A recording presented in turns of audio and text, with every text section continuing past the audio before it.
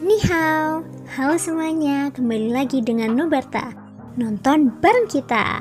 Makasih ya udah setia menunggu updatean dari Nubarta. Semoga kalian masih akan tetap setia bersama Nubarta sampai akhir ya. Nah, kalau gitu nggak perlu lama lagi. Yuk langsung aja kita siapkan diri dan hati kita ke episode berikutnya. Selamat mendengarkan. Hahaha, teman kecil Shoyen, aku harus berterima kasih kepada teman kecil Shoyen karena telah menyelamatkan putriku di kota Wuyo terakhir kali. Itulah sebabnya putriku dapat kembali hidup-hidup. Fang Cheng tampak sangat mabuk, wajahnya memerah dan wajahnya dipenuhi dengan senyum samar. Dia meletakkan satu tangan di bahu Shoyen dan mengangkat cangkir anggur di tangan lainnya, mengarahkannya ke mulut Shoyen. Ah, itu hanya masalah kecil, tidak perlu disebutkan. Patriark Fang tidak perlu bersikap sopan.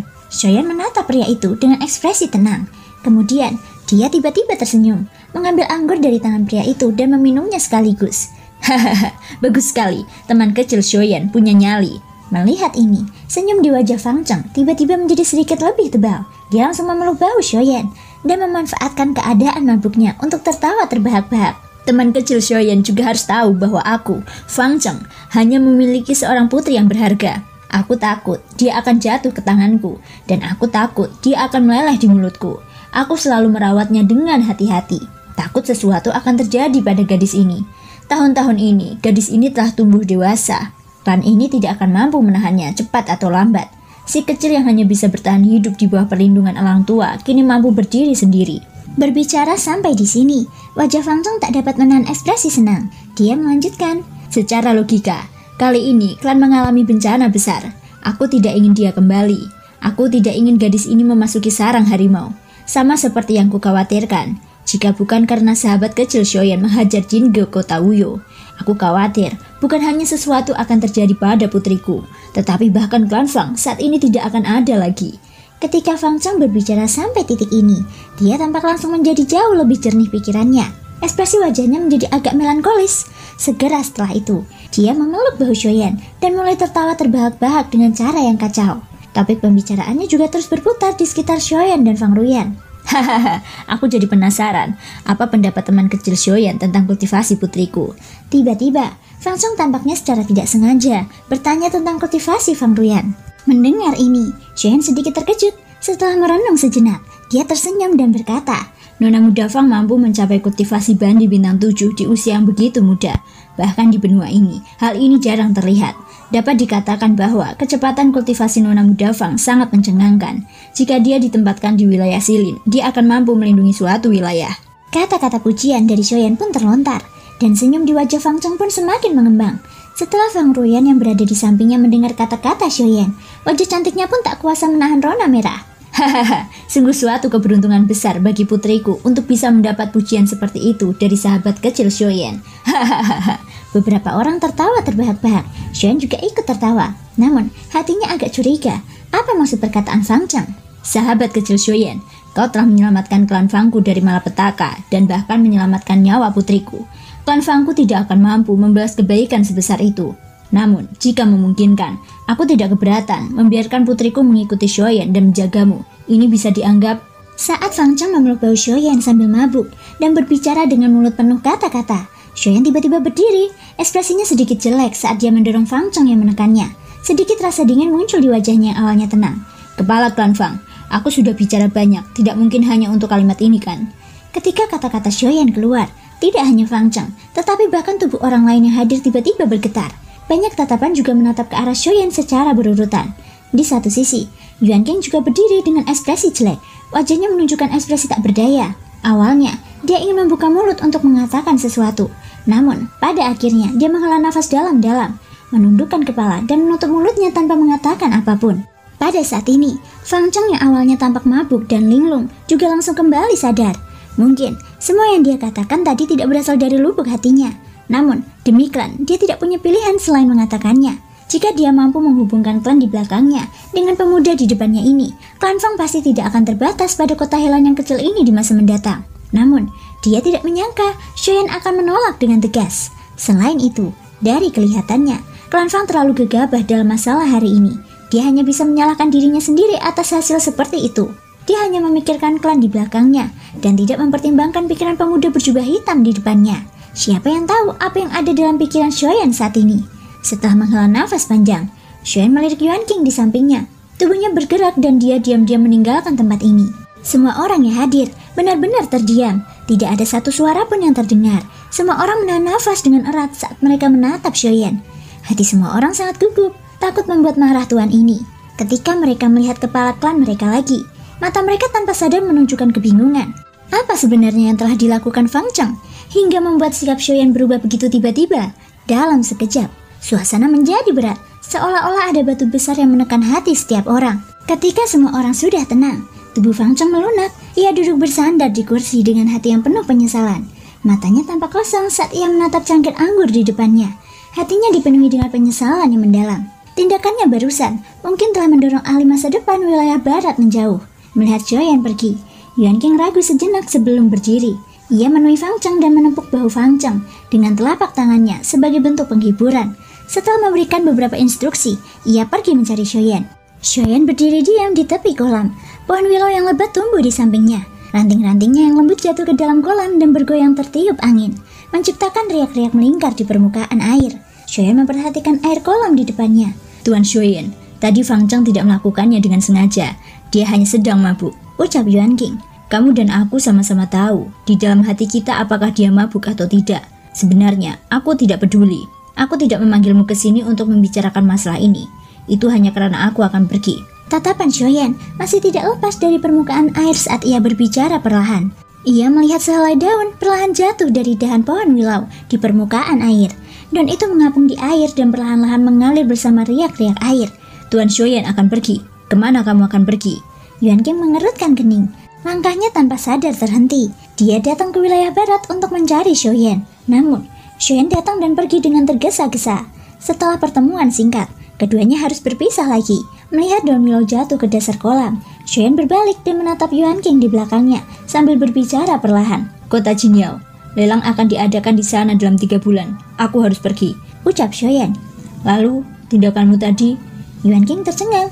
Meskipun kata-kata Fang Cheng agak gegabah, dengan temperamen Shoyan, dia seharusnya tidak melakukannya. Sebaliknya, jika dikatakan bahwa Shoyan melakukannya dengan sengaja, Shoyan lalu berkata, lagi pula, klan Fang adalah individu. Aku tidak bisa selalu tinggal di klan Fang. Mereka juga tidak bisa bergantung pada orang lain. Aku tidak bisa membantu mereka dengan apapun. Satu-satunya hal yang bisa aku lakukan mungkin adalah pergi.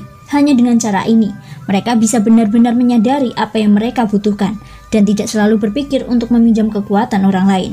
Hal-hal yang diperoleh dari perbendaharaan klan Wang sudah cukup bagi klan Fang untuk meningkatkan kekuatan mereka dalam waktu singkat. Itu lebih dari cukup untuk memperluas pengaruh mereka. Bagiku, sudah waktunya untuk melakukan apa yang ingin aku lakukan, ucap Shoyan. Pada hari yang sama, Shoyan meninggalkan kota Helan. Yuan King secara pribadi mengawasi kepergian Shoyan. Yuan King tidak berencana untuk ikut dengan Shoyan selama sisa perjalanan. Dengan kekuatan Dodi bintang 4, kemungkinan besar dia hanya akan menjadi beban jika dia mengikuti Shoyan. Bagaimanapun, orang lain mungkin tidak menyadarinya, tetapi dia menyadari bahwa orang-orang dari kuil hantu yang bukan manusia atau hantu terus-menerus mengawasi Shoyan. Malam harinya, Yuan King kembali ke klan Fang dan bertemu Fang Cheng di aula konferensi klan. Saat kedua saudara itu bertemu, suasananya agak khidmat. Tuan Shoyan, dia, ucap Fang Cheng. Dia pergi. Dia bilang dia punya hal lain yang harus dilakukan, jadi dia harus pergi, jawab Yuan King. Mungkinkah karena aku, ucap Fang Cheng. Itu bukan karena kamu, dan itu bukan karena klan Fang. Hanya saja, dia benar-benar harus pergi. Apa yang dia lakukan pada siang hari sebenarnya hanya untuk membuatmu merasa takut. Hanya dengan melakukan ini, mungkin klan Fang akan mengerti bahwa orang luar tidak dapat diandalkan. Jika kamu ingin menjadi kuat, kamu hanya dapat mengandalkan kekuatanmu sendiri, ucap Yuan King. Ekspresi Fang Cheng membeku. Dia tidak bisa menahan rasa heran. Itulah yang dikatakan Shoyan. Itu juga satu-satunya hal yang bisa dia bantu, ucap Yuan King lagi. Fang Cheng mengernyitkan dahinya. Ekspresinya amat muram. Memang, saat Shoyan berdiri, dia merasakan tekanannya tak tertandingi. Kekuatan seperti itu benar-benar sulit untuk ditanggungnya. Bahkan seluruh klan Fang tidak dapat dibandingkan. Begitu Shoyan benar-benar marah, sama sekali tidak ada seorang pun di klan Fang yang dapat menghentikannya. Pada saat itu, semua orang di klan Fang merasa khawatir. Mereka tidak punya pilihan selain berkumpul bersama untuk melawan kekuatan itu. Pada saat ini, mereka jelas menyadari ketidakberartian mereka sendiri. dan juga jelas memahami kekompakan sebuah klan. Tindakan Shoyen mungkin mengubahnya menjadi orang jahat, tetapi setidaknya dia telah melakukan yang terbaik untuk membantu klan Fang. Terkadang, yang dibutuhkan sebuah klan bukanlah sumber daya yang tak terbatas, tetapi keinginan mereka untuk menjadi lebih kuat, serta kepercayaan dan dukungan di antara anggota klan. Saat mereka berdua berbicara, mereka tidak menyadari bahwa di luar aula pertemuan, Fang Ruyan menggigit bibir merahnya dengan lembut. Ekspresi rumit muncul di matanya yang indah. Butuh waktu lama sebelum dia pergi dengan tenang. Pada saat yang sama, Shoyen sedang dalam perjalanan ke kota Jinyao. Malam itu panjang. Shoyen menuju ke barat dan mengikuti petunjuk di peta. Kemungkinan besar, dia akan dapat mencapai lokasi kota Jinyao dalam waktu setengah bulan.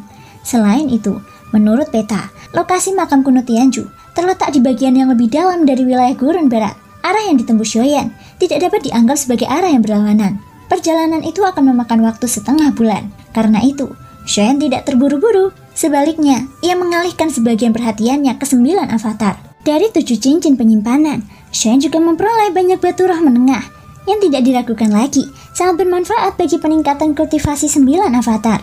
Seiring dengan meningkatnya kekuatan avatar, Shoyen juga menemukan bahwa kekuatan energi avatar juga meningkat. Bahkan batu roh menengah tidak dapat lagi memenuhi kultivasi avatar. Sekarang, di dalam cincin penyimpanan Shoyen, terdapat total 54 batu roh menengah, kecuali 14 yang disimpan Shoyen sebagai cadangan. 40 sisanya digunakan oleh Shoyen untuk meningkatkan kultivasi avatar. Tentu saja, di bawah melahap yang gila-gilaan seperti itu, hasil yang diperoleh oleh 9 avatar juga membuat Shoyen cukup puas. Pada malam hari, bulan yang cemerlang menyinari langit malam yang gelap gulita, dan fluoresensi yang dipancarkan oleh cahaya bintang saling terkait dan terkondensasi, menerangi tanah yang gelap di bawahnya. Di puncak gunung, Shoyen duduk bersila. Kekuatan jiwa yang dahsyat terus mengalir keluar dari antara kedua alisnya dan memasuki tubuh 9 avatar di sekitarnya.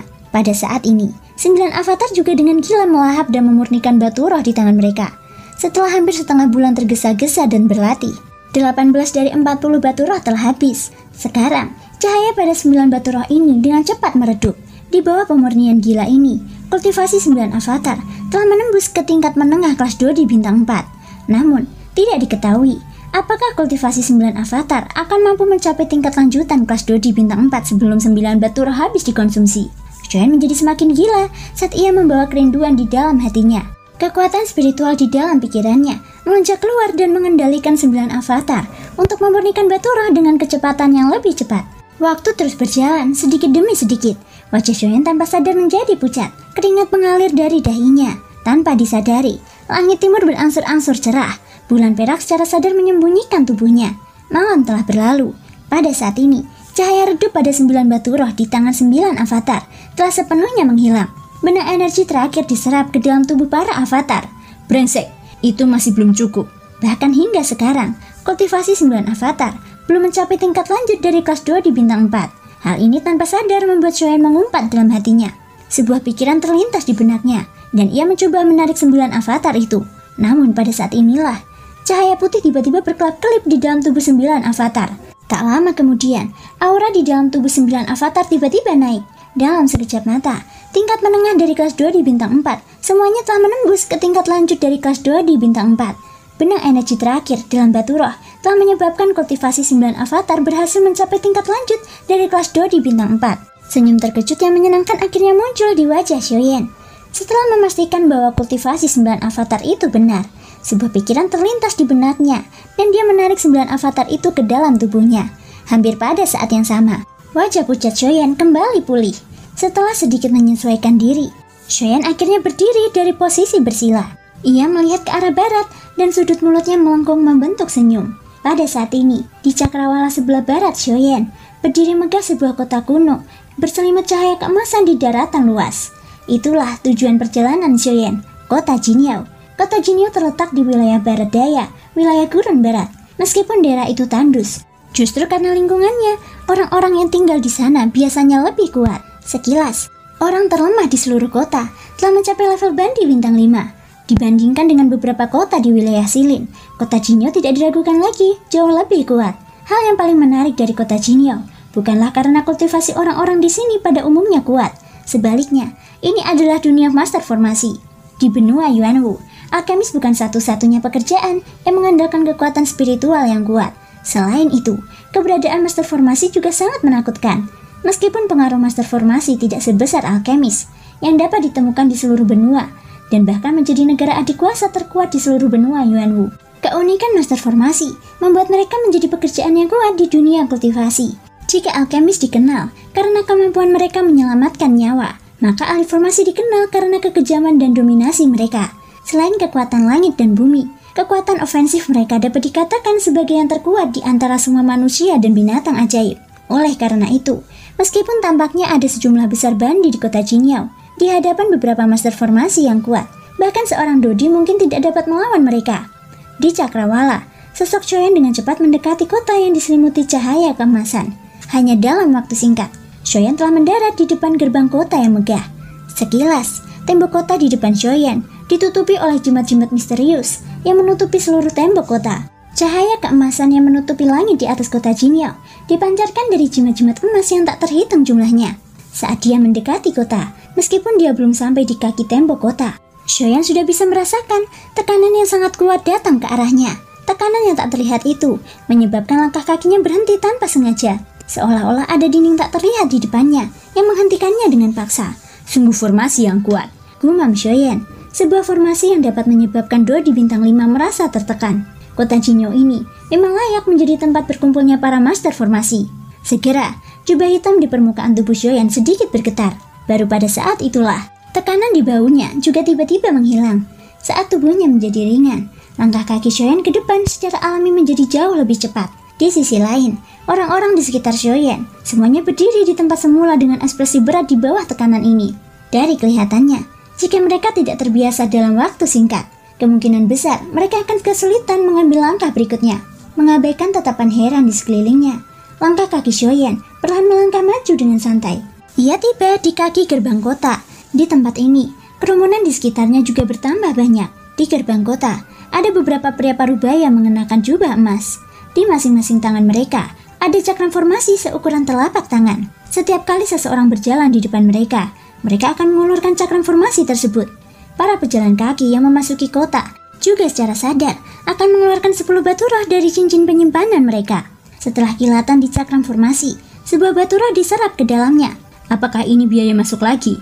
Shoyan mengangkat alisnya pelan. Ekspresi aneh tanpa sadar muncul di matanya. Namun, dia mengerti setelah memikirkannya dalam hatinya. Kota Jingyao ini dilindungi oleh formasi sepanjang tahun. Pengoperasian formasi tersebut pasti membutuhkan dukungan sejumlah besar batu roh. Jumlah batu roh yang akan habis dalam setahun pastinya bukan jumlah yang sedikit. Sumber batu roh dalam jumlah besar seperti itu pasti akan menjadi pertanyaan yang paling penting. Mengumpulkan biaya untuk memasuki kota itu tidak diragukan lagi merupakan metode terbaik. Setelah memikirkan hal ini dalam hatinya, Shoyan tersenyum dan mengangguk. Dengan cara ini, kota Jingyao ini tidak diragukan lagi, jauh lebih manusiawi daripada Jingge di kota Wuyo. Akan tetapi, saat garis depan hendak mencapai Shoyan, seorang pria parubaya mengenakan jubah emas di antara kerumunan di belakang, dengan kasar mendorong orang yang lewat di sekitarnya, dan langsung bergegas ke depan barisan. Kalau kau ingin memasuki kota ini, minggirlah. Teguran kasar dan tidak masuk akal keluar dari mulut pria parubaya itu. Orang-orang yang lewat di sekitarnya juga mengerutkan kening dan dengan enggan memberi jalan. Beberapa orang pemarah yang baru saja menunjukkan ekspresi marah dengan cepat mundur ketika mereka melihat jubah panjang warna emas yang dikenakan orang ini. Selain itu, ekspresi ketakutan melonjak saat mereka mundur dengan penuh kebencian. Dalam sekejap mata, jalan di depan pria parubaya itu dengan cepat dibersihkan sehingga hanya satu orang yang bisa lewat. Bahkan orang-orang yang berdiri di depan Shoyan saat ini juga menjauh. Sambil menoleh, Shoyan melirik pria berjubah emas yang bergegas mendekat. Dia mengerutkan keningnya, ragu-ragu sejenak, lalu menggerakkan kakinya dan hendak memberi jalan. Dari mana datangnya bajingan kecil ini? Berani menghalangi jalanku. Minggirlah. Akan tetapi, saat Shoyan hendak menghindar, pria parubaya itu sudah tiba di belakangnya. Melihat Shoyan tidak memberi jalan, pria berjubah emas itu langsung mendengus menghina. Pada saat yang sama, dia melambaikan lengan bajunya, dan gelombang doki langsung melesat keluar dari lengan bajunya. Itu berubah menjadi pilar doki tajam, yang langsung merobek ruang kosong di depannya, dan dengan kejam memotong ke arah kepala Shoyan. Serangan yang begitu tajam menyebabkan ekspresi orang-orang yang lewat di sekitarnya berubah drastis. Meskipun orang ini sombong, harus dikatakan bahwa dia memiliki modal untuk sombong. Hanya dari aura yang kuat ini, kultivasi pria berjubah emas ini kemungkinan telah mencapai level 2 di bintang 2. Meskipun kekuatan semacam ini tidak dapat dianggap yang terkuat di kota Jingyao, hanya ada sedikit orang yang dapat dibandingkan dengannya. Saat lelaki berjubah emas itu menyerang Shoyen, tubuh Shoyen yang awalnya hendak menghindar terpaku di tempat. Tidak apa-apa jika orang ini hanya memiliki mulut busuk. Tetapi, metode yang kejam seperti itu membuat Shoyen merasa tidak senang di dalam hatinya. Siapa yang dapat dengan mudah menanggung diperlakukan seperti itu tanpa alasan?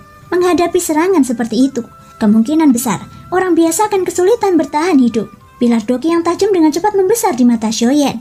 Shoyen dengan santai mengangkat tangannya dan dengan lembut menerima serangan itu. Hal yang paling mengejutkan adalah dia bahkan tidak menggunakan sedikit pun jejak doki. Tepat saat semua orang menatap Shoyen dengan tatapan kasihan, pilar doki bertabrakan keras dengan telapak tangan Shoyen di saat berikutnya. Terima kasih semua sudah mau mendengarkan dari awal sampai akhir. Sampai jumpa di episode berikutnya.